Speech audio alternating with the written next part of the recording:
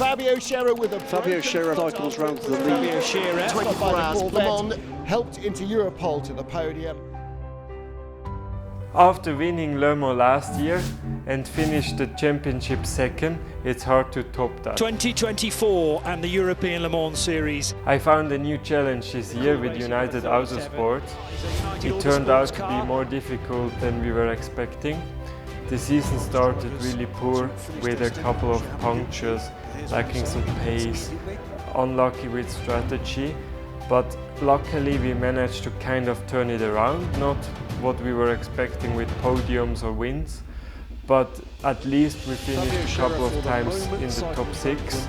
I had some really good races where I drove through the field, gained 7, 8, 9 positions, had some super good restarts, had some great pit stops, good fuel targets, so from my side I think it was pretty solid.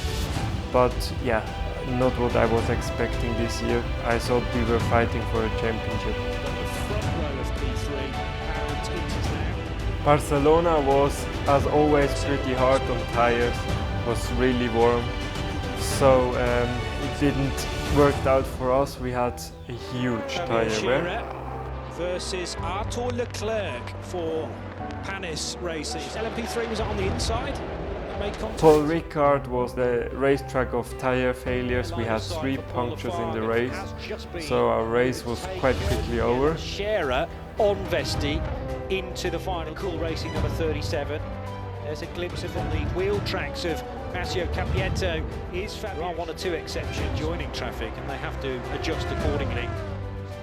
Brings them right back into it. Question here as to you sort of got to pick. Imola was kind of good. Lorenzo Fluxer, race winner in Barcelona at the start of the year. 7. We had solid pace, but didn't have the luck on our side, and we finished P6. First pit stop. This car is almost inside. It's running in 3rd position for Julien Cherby. One of its long speed 3s hitting around about now. I was hoping to keep the strike on to finish every endurance race and spawn the podium. Sadly, it didn't work out. And yes, John's been in the wall heavily. What happened in the gap to 0.6 in a second?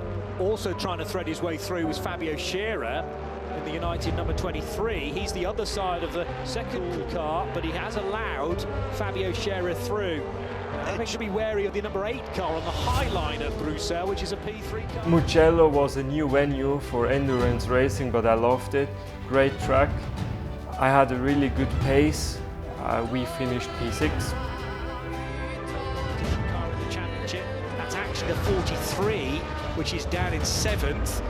And here it is with Vlad Lomko at the wheel, and now Vlad under massive pressure from Fabio Scherer and to the inside line with the red visor United Autosports car of Marino Sato. So Ritomo Miyata, the 37 car, which is a struggling one, I beg your pardon, rather than Sato. Sato's doing absolutely fine in the number 22 and getting a good run on Fabio Scherer as the 2 cars porpoise slightly over the big bumps there as you take the slight rise into San Donato and then the climb out of turn number 1 and into Luke and Link's car. So there's not been a driver change. There's a huge crash, I'm afraid, to the back of Claudio Schiavone's car, and that was Rahel Frey who tagged the back of the 60 machine as they were going down the long straight. Steph Wentworth working very hard on the grid. That flag came out. Cool Racing's first car, the 37 on Ritomo Miyata. That car sits 4th. The 25 pit road for Philippe Ugran, so that should be his drive. Portimao, as always, is super cool with endurance racing. I had a good pace. Fabio Scherer for the moment cycles round to the lead in the number 23 car. The car struggled a bit, but at least we finished strongly on P6. Cars did, or probably not, because they weren't able to get tucked in. Behind is Ritomo Miyata. Miyata actually timed as being ahead of Pedersen on the hill. That's the Inter-Europol of Clement Novolat. He's coming into this afternoon. Kessel Racing. It's a key part of this attack for Kessel Racing in their turn 5. It's a snapshot of where we are. But as things stand, I am told, right now, albeit they're just on pit lane, so this is probably 30 seconds old, as things stood. Bet that as soon as we make a calculation, it will change again.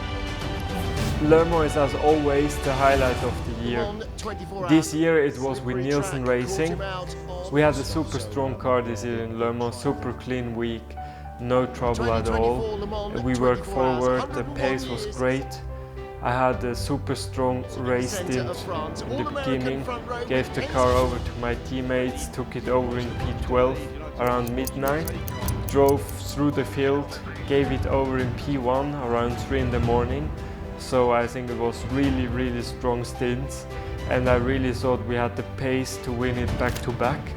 Sadly, my teammate ran off track and we ended up in the gravel bed, and that destroyed our winning chance completely. That was hurting a lot. But at least from my side on, it was pretty strong season. Pretty happy with it. I managed to keep up with really strong teammates, if it's in pace, if it's with analyzers, setup work, feedback. So that was really strong, really happy with that.